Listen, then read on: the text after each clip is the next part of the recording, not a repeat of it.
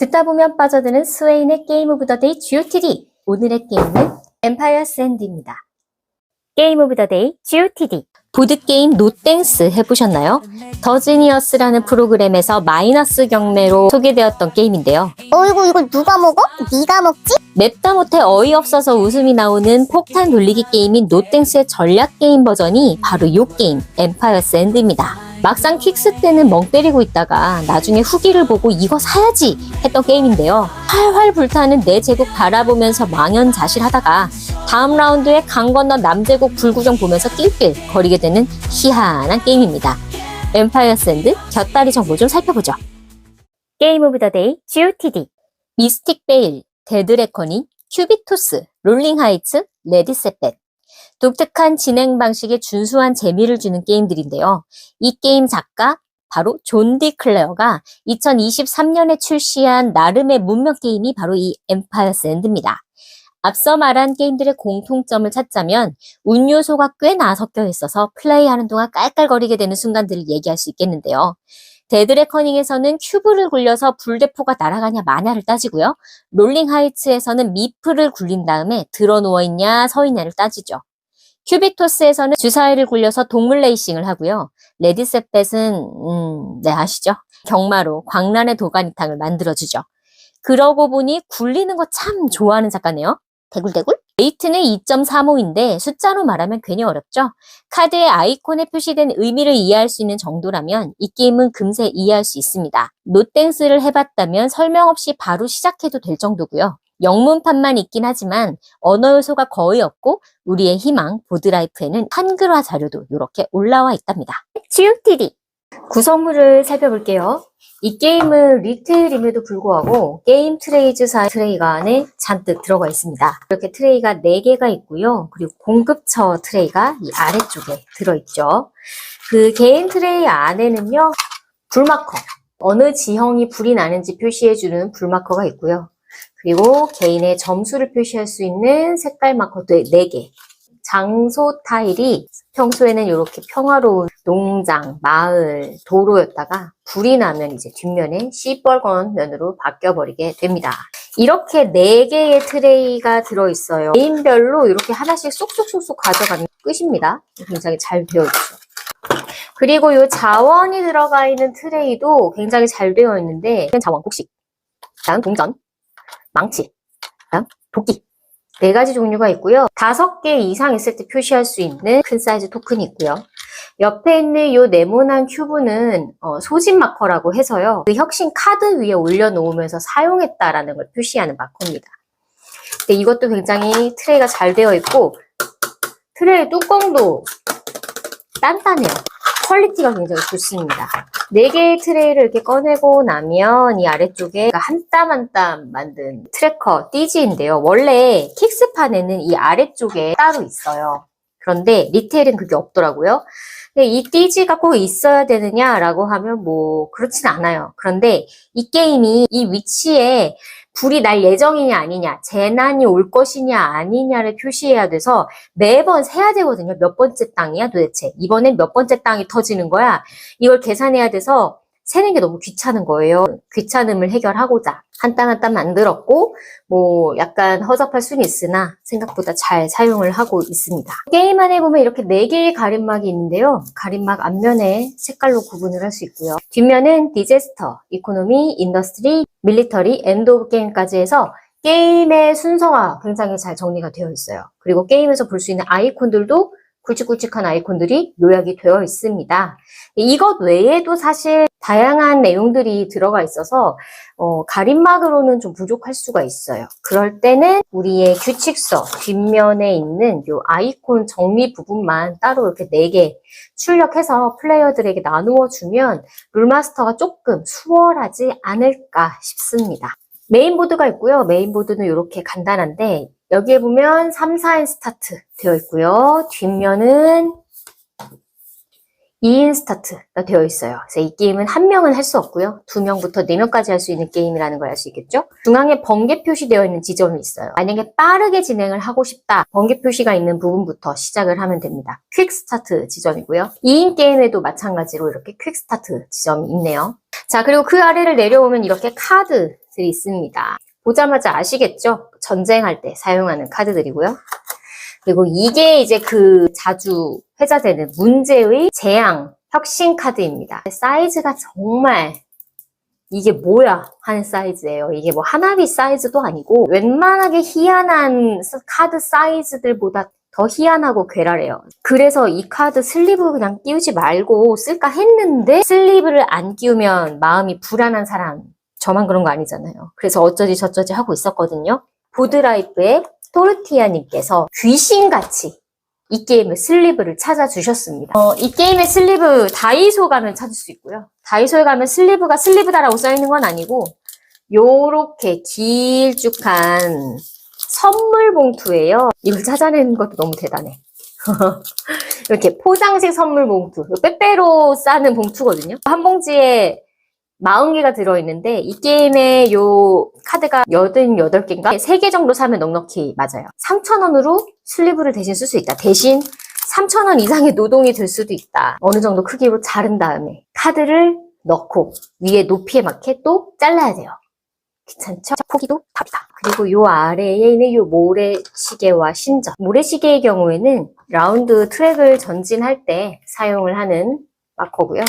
그다음에 요 신전 마커 같은 경우에는 해당 라운드의 선을 표시해주는 마커입니다. 마지막 제한 카드를 가지고 간 사람이 선 마커를 함께 가지고 가요. 이 게임의 규칙 설명은 15분에서 20분 정도 걸립니다. 사실 규칙서를 직접 읽어보시면 어려운 부분은 없을 거예요. 딱히 잔룰이 많은 게임은 아닙니다. 다만 이 혁신 카드의 아이콘들 그리고 이 혁신 카드를 사용하는 방법을 설명하는 게 약간 시간은 걸릴 수 있어요. 하지만 그럼에도 불구하고 설명 난도는 꽤 쉬운 편입니다. 언어 요소도 거의 없는데 굉장히 잘 번역된 규칙서가 우리의 희망 보드라이프에 올라와 있으니까요. 한번 쭉 읽어보시면 흐름이 모두 다 이해가 되실 거라고 생각이 돼요. 지금 가격은 55,000원, 핫딜이 뜨면 39,000원, 38,000원까지도 내려가요.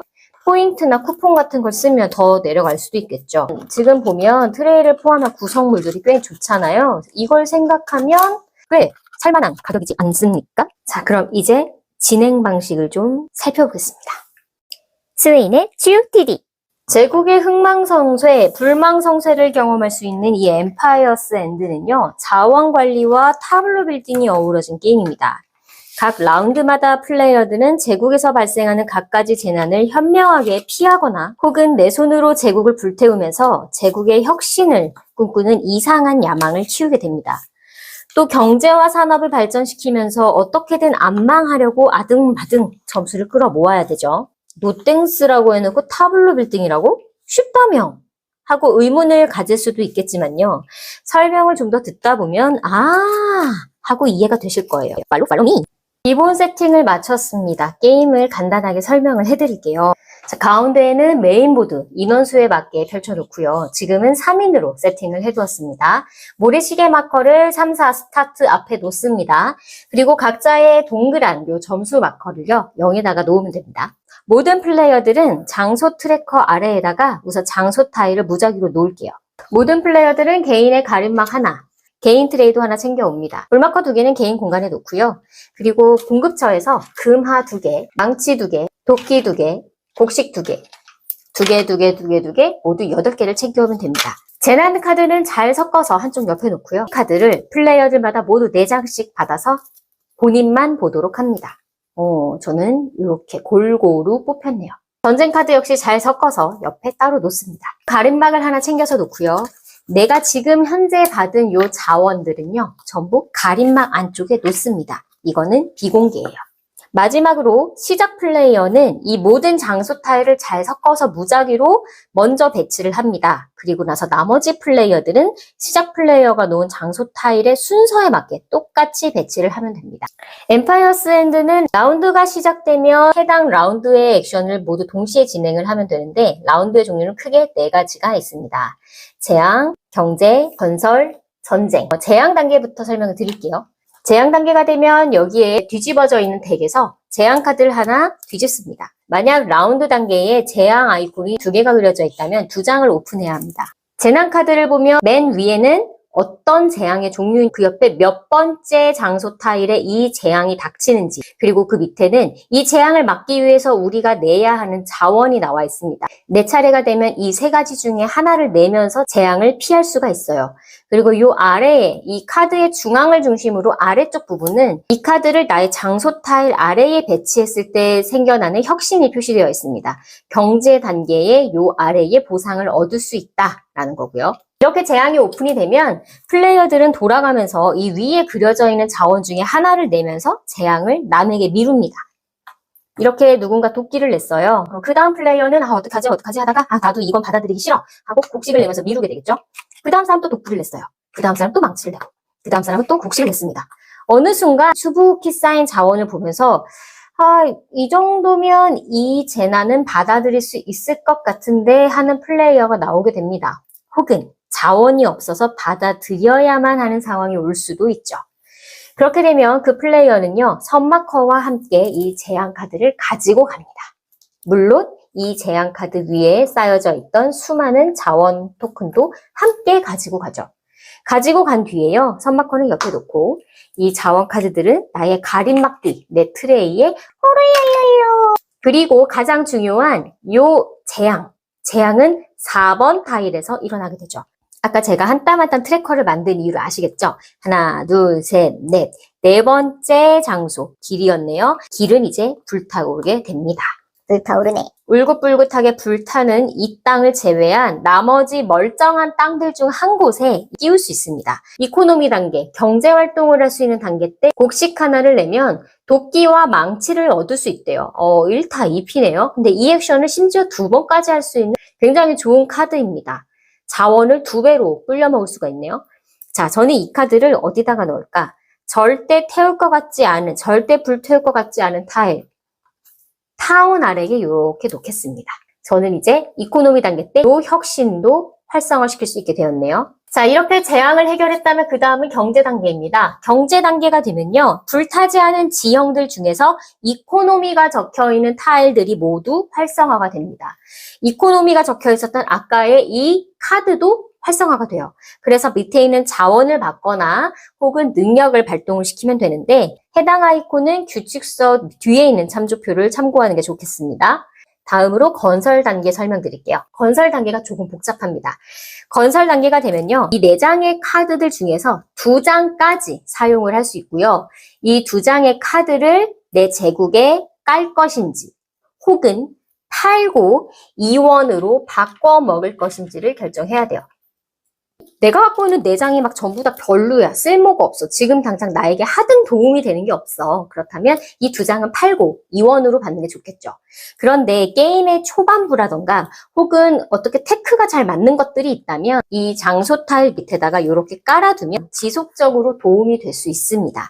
그럼 공짜로 까느냐? 아닙니다. 이 타일들을 건설하기 위해서는 건설 비용이 필요한데 바로 요 위에 있는 망치겠습니다. 망치를 하나 내면 이 카드를 깔 수 있다, 건설할 수 있다 의미가 되겠어요.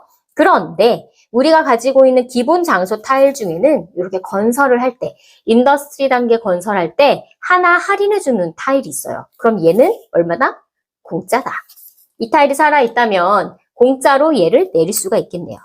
그리고 이 카드가 인더스트리 단계 때 활성화되는 카드라면 즉시 활성화도 시킬 수 있습니다. 자, 이렇게 카드를 내린 뒤에는요, 인더스트리 타일들이나 이번에 바로 내렸던 인더스트리 카드를 활성화시키면 되고요. 그 뒤에 내가 망치나 돈이 충분히 있다면 그 비용을 지불하고서 불타있는 이 제국의 한 장소를 재건시킬 수가 있습니다. 망해 죽으라는 법은 없다. 마지막으로 전쟁 단계만 설명하면 거의 모든 건 설명 끝입니다. 전쟁 단계가 되면 전쟁 카드를 하나 오픈을 합니다. 전쟁 카드에는요, 이 전쟁에서 승리하기 위한 조건과 싸우기 위한 군사력에 대한 그 스탯이 표시가 되어 있어요. 밑에서부터 보면요, 군사력을 2 이하 갖고 있다면 마이너스 3점, 군사력을 4나 5를 갖고 있다면 4점, 그리고 복식 하나 준다. 이렇게 표시가 되어 있고요. 가장 군사력이 높은 사람에게는 빅토리로 추가 승점 3점과 금화 1원을 얻을 수 있는 조건이 있습니다. 그 밑에 있는 요것은 불명예예요. 그래서 빅토리, 승리를 하지 못한 나머지 사람들은 아래에 있는 페널티를 얻게 됩니다. 자, 그러면 어쨌든 군사력이 지금 3은 되어야 페널티가 없는 거고 4나 5가 되어야 점수를 얻을 수 있는 상황이네요. 자, 군사력을 따져봅시다. 쌍칼의 개수를 세요. 4개가 있네요. 만약에 누군가가 불타오른 곳이 있어. 그러면 그 사람은 2개밖에 없겠죠. 이렇게 모두의 군사력을 체크한 뒤에 뭘 하느냐?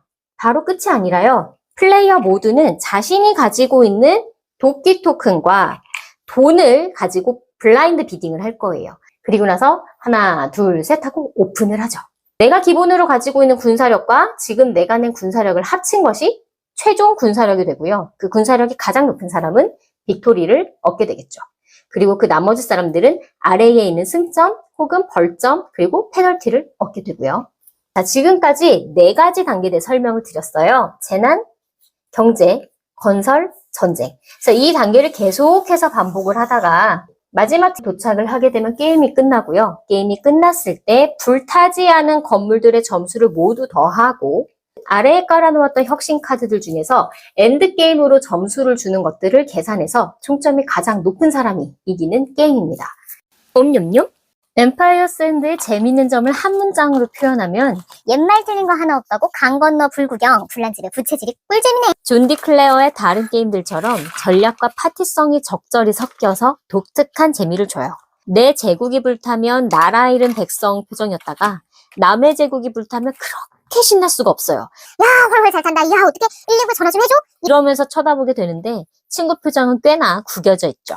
달인질 좀 해줄까? 하지만 제국이 불타는 대신에 창고의 자원은 가득해지면서 살 길이 살짝 열립니다. 덕분에 패만감을 덜 느끼면서 그 다음 라운드를 또 진행할 수 있게 되죠. 두 번째로 재밌는 부분은 불바다 제국 따위에 테크트리가 생긴다는 거예요. 혁신 카드 중에 내 제국이 불타면 곡식을 얻거나 점수를 얻을 수 있는 카드가 있는데요. 이 카드를 2개 정도 챙기고 나면 그 플레이어는 아예 불나라 전략으로 달리게 됩니다. 보는 사람들은 막 이쪽 벌리면서 야, 너 괜찮아? 나라가 다 잿돈이야. 하고 쳐다보게 되죠. 그리고 게임이 끝났을 때 보면 신기하게 점수도 꼴찌가 아닙니다. 생각보다 점수가 있어요. 역시 고인물. 재난으로부터 제국을 지키면 점수는 보호할 수 있지만 자원이 부족해지고요. 또 불태우게 되면 자원과 혁신 요소가 채워지게 되는 그 오묘한 줄다리기가 이 게임의 매력이 되겠습니다. 잘 태우고 잘 지켜야겠죠. 스웨인의 게임 오브 더 데이 GOT3. 오늘은 제국을 유지하기 위한 눈치 싸움과 불난집에 부채질하는 깨알 재미가 섞여있는 엠파이어 샌드를 살펴봤습니다. 이 게임은 파티 게임이라고 하기에는 플레이 타임도 좀 길고 신경 써야 될 규칙도 약간 있어요. 노땡스가 오히려 깔끔하고 빵 터지는 재미를 주죠. 또 촘촘하게 설계돼서 액션별 유기성이 크거나 콤보팡이 터지고 타블로 빌딩하는 맛이 짜릿한 게임도 아닙니다. 이기려고 계산기 때리고 열심히 해도 생각처럼 되는 게임이 아니라서 타이트한 유로 전략 게임을 좋아한다면 이 게임은 취향이 아닐 수 있어요. 초반에 말했듯이 이 게임은 노땡스의 전략 두어 스푼을 뿌린 독특한 게임이에요. 존 디클레어의 이전 작품들이나 라이트한 게임을 좋아한다면 이 게임 괜찮습니다. TMI로 존 디클레어 게임들 중에서 저는 이거랑 롤링 하이츠를 제일 좋아하긴 해요. 그리고 요거 보세요. 세팅과 정리의 압박이 없는 깔끔한 이 구성물 나오니 흐뭇해집니다. 자, 6월입니다. 산불 조심하시고요. 꺼진 불도 다시 보시고요. 그럼 오늘은 여기서 이만.